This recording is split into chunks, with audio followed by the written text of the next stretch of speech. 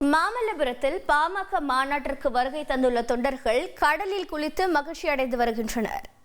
கூடுதல் விவரங்களை செய்தியாளர் நந்தகோபால் கூற கேட்கலாம். நந்தகோபால், வணக்கம். தற்போது எவ்வளவு தொண்டர்கள் அங்கு கூடியிருக்கிறார்கள்? அவர்களுக்கு அளிக்கப்பட்டிருக்கக்கூடிய பாதுகாப்பு ஏற்பாடுகள் என்னென்ன? வணக்கம்.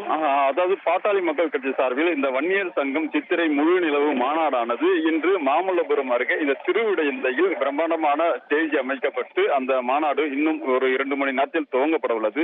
இந்த மாநாடு குறித்து வட சென்னை, தென் சென்னை உள்ளிட்ட பல்வேறுகளிலிருந்து வாகனங்கள் மூலமாக பாமகவினர் வந்த வண்ணமாக இருந்து வருகின்றனர்.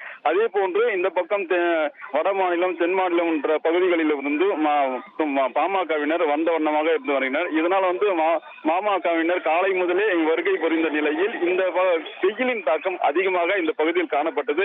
இதனால் மாநாட்டுக்கு வரும் பக்தர்கள் தற்போது அந்த திருவிடந்தை உள்ள அது வைதி ஒரு பிளாட் வாங்கணுமா இல்ல ஒரு பிளாட் வாங்கணுமான்னு ஒரே கன்ஃபியூஷன். ஒரு ரியல் எஸ்டேட் எக்ஸ்பர்ட் கிட்ட பேசு. எப்படி?